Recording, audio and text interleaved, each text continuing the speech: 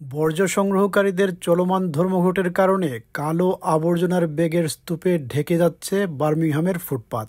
অপরিষ্কার আবর্জনার স্তূপ পড়ে আছে এবং স্থানীয় বাসিন্দারা অভিযোগ করছেন আবর্জনায় ঘুরে বেড়ানো ইঁদুরগুলো বেড়ালের সমান বড় হয়ে গেছে। ইঁদুরের সংখ্যা বেড়ে যাওয়ায় বাসিন্দারা এখন রোগবালাই ছড়িয়ে পড়ার আশঙ্কা করছেন। 6 weeks running, it's unacceptable, and the community should not have to stand for this. We're going to have maggots, we're going to have rats. There's only so much the community can do, and we feel that we've been let down by our local council. We've been called out to rodents in cars, back gardens, front gardens. They're actually gaining access through air vents from the front. Calls have gone up 60%, and I actually pulled a rat out of a trap a couple of weeks ago where it was over 22 inches length from tip to tail.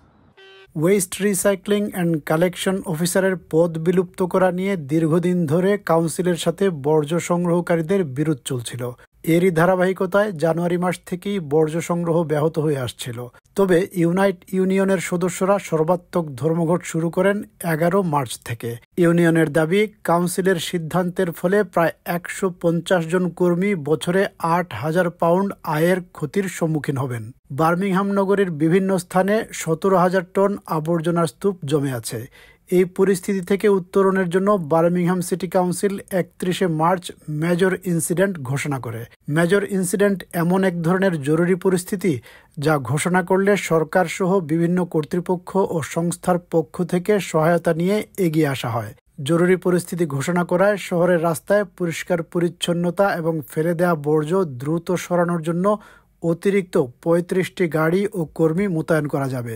Birmingham city council জানিয়েছে, major incident ঘোষণার মতো দুঃখজনক সিদ্ধান্তটি জনস্বাস্থ্যের উদ্বেগের কারণেই নেওয়া হয়েছে, কারণ আন্দোলনরত কর্মীরা ডিপোগুলো অবরুদ্ধ করে রেখেছে এবং বর্জ্য সংগ্রহের গাড়িগুলোকে কাজ করতে দিচ্ছে না। ইউনাইট ইউনিয়ন বলেছে, যতক্ষণ না ময়লা সংগ্রহকারীদের মজুরিতে কাটছাঁট বাতিল করা হবে ততক্ষণ পর্যন্ত এই বিরোধ শেষ হবে না। Still, not just a dispute that is morally and in principle right, but it remains a dispute that has a solution. It has a resolution, and you can absolutely 100% win it. Council বলেছে, তারা জাতীয় মানদণ্ড অনুযায়ী শহরের বর্জ্য ব্যবস্থাপনাকে ঢেলে সাজানোর জন্য ওয়েস্ট রিসাইক্লিং অ্যান্ড কালেকশন অফিসারের পদটি বাতিল করেছে এবং পরিষেবার উন্নতি করতেই এই পদক্ষেপ নেওয়া হয়েছে। ইউনিয়নের দাবিকে প্রত্যাখ্যান করে সিটি কাউন্সিল জানিয়ে দিয়েছে, সর্বোচ্চ মাত্র 17 জন কর্মী বছরে 6,000 পাউন্ডের বেশি ক্ষতির সম্মুখীন হবেন। কাউন্সিল দাবি করেছে, তারা ইউনিয়নকে অত্যন্ত ন্যায্য একটি প্রস্তাব দিয়েছে। এই প্রস্তাব এখনও কার্যকর রয়েছে। এদিকে ইউনাইট ইউনিয়নের মহাসচিব শ্যারন গ্রেয়াম উপপ্রধানমন্ত্রী অ্যাঞ্জেলা রেইনারকে জানিয়েছেন, সরকার আর বলতে পারবে না যে এটি আমাদের বিষয় নয় এবং তারা এই সমস্যায় হস্তক্ষেপ করবে না।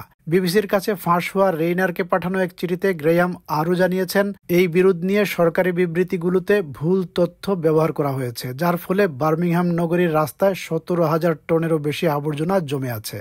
স্থানীয় সরকার বিষয়ক মন্ত্রী জিম ম্যাকমেহন 3 এপ্রিল কাউন্সিল প্রধানদের সাথে সাক্ষাৎ করেছেন ধর্মঘটের অবসান ঘটানোর লক্ষ্যে। I don't think it's right to say the government's been sitting on its hands. We've continued to support the council and its leaders in Birmingham when it was declared a major incident with the bin collection issues because of the strikes from Unite the Union, from the workers there. It was right that we supported the council in that decision, and that's the conversation we're having now to understand what we can do to help resolve with the immediate issue of the bins that are not being collected, but also draw a line under the disputes.